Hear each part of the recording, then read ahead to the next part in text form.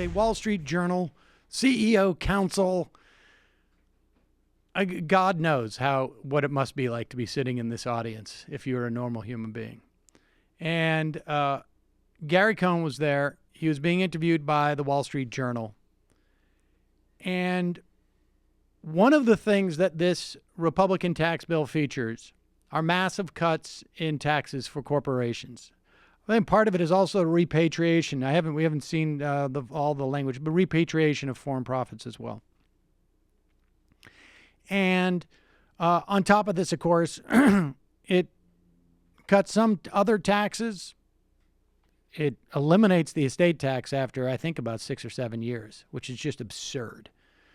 And it raises some taxes on some middle-class folks. But the worst of it is the cuts that are associated with this. It's going to wreak havoc on the Affordable Care Act. It cuts Medicare. We can go on and on. And, of course, what's going to happen? And, again, I don't care too much about the deficit one way or another in this instance. But what's going to happen is they're creating the fulcrum in which they will use their leverage with a deficit scare down the road to cut Social Security and Medicare. I mean, this is rinse, wash, rinse, repeat is the way this works.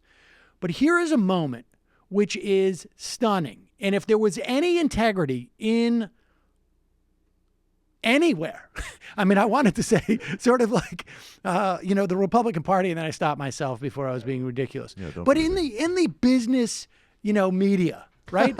Well, honestly, there's got to be some small nook and cranny there, which would be, the idea that there aren't people who have been earnestly promoting this and their jaws aren't dropping at both, like Gary Cohn's reaction here and what's going on is so telling. It's a quick clip, so I'm going to set it up properly for you. They're talking about the massive corporate tax cuts that are coming. And this is the Wall Street Journal CEO Council. One of the reporter there asks, I guess maybe it's the editor-in-chief, I'm not sure which guy it is that asked this, of the CEOs sitting in the audience. He wants to take, they're doing one of these things where it's like, the rhetorical version of like, who's here from Jersey, and everybody raising their. They're trying to show just how much this corporate tax cut is going to help workers. Because that's the argument they've been trying to make. Now, they had to take down off their own Treasury Department website a document that was produced during the Bush years, which shows that it's not really going to help workers very much at all. So they had to take that down before they got into this tax fight. But here's Gary Cohn getting first-hand confirmation, and his response is, what do you imagine? If, remember when Alan Greenspan had that moment like, oh, I guess I was wrong in the falling of the financial meltdown. The intellectual model that I had for how the world works turns out to be wrong. Sorry that I spent my entire career in public life trying to create bubbles and housing meltdowns. Yes, I guess it turned out I was wrong. Well, this is is a moment in real time for Gary Cohn to realize this, and wait till you see how he reacts to it. But here's the question. They're going to ask me, raise hands. Who's going to take that tax money and reinvest it in your company and your workers? Can I ask you all a quick question? If the tax reform bill goes through, do you plan to increase investment, your company's investment, capital investment? Just a show of hands, the tax reform goes through? Okay. Why aren't the other hands up? Why aren't the other hands up? John, I've got a question for Gary quickly. Yeah, okay. Why aren't the other hands up? In other words, why is there only 2 or 3 people in this entire room full of CEOs who say they're going to put the money back into their company and expand? And Gary Cohn's response is like, wait, why are all my assumptions completely wrong? We should have coordinated this before. You're supposed to pretend. Well, no. I think this is actually a genuine moment you think so? Of like, wait, what? And he laughs it off, and they ask him another question. They all just pretend like, this is a moment where they are so convinced of their own assumptions that they're going to see all these hands up, and all they can say is like, are people shy? Oh, it must be people are shy. And the reason why they're not going to invest in their company, in fact, what they're going to do is they're going to buy back shares of their own stocks, or they're going to pay out dividends to their shareholders, is because every person sitting in that room who is in the C-suite of their corporation, their compensation is tied to the stock price of their company. And if that stock price goes up, they're going to get more money.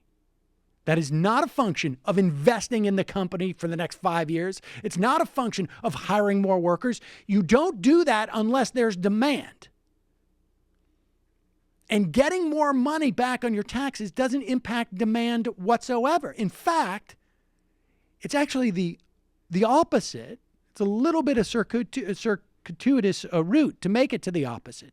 But because that money is not going to be spent by the government, because that money is not going to your workers, you're going to see less demand than you would have otherwise.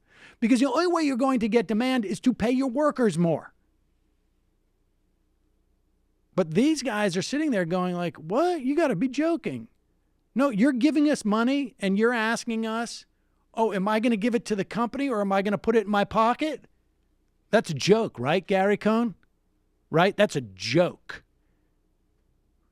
Now, maybe he doesn't understand this because he came from the world of finance, and he only gets the benefit. He just sees like tax cuts. Oh, I'm going to get more money, not just because I'm getting personal tax cuts, but because the stocks prices are going to go up, and that's my business.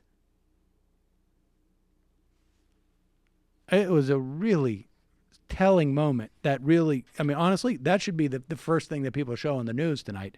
Not going to happen. Caviar and horse? No. No. Where are the hands? Where are the hands? He's having a tough break. He doesn't get the Fed, and he finds out that everything he believed about everything was wrong. No strip clubs in Lower Manhattan? And my Rebbe's mad at me? And no Fed? That's This right. is a Meshuggah deal. All this for supporting neo-fascists. Hi, folks. Sam Seder here. We still need your help on our Patreon page. YouTube ads have come back, but not nearly as much as we had before. So if you can help us out, any little bit helps. Head over to our Patreon page right at this URL, and you'll help us keep helping you by making videos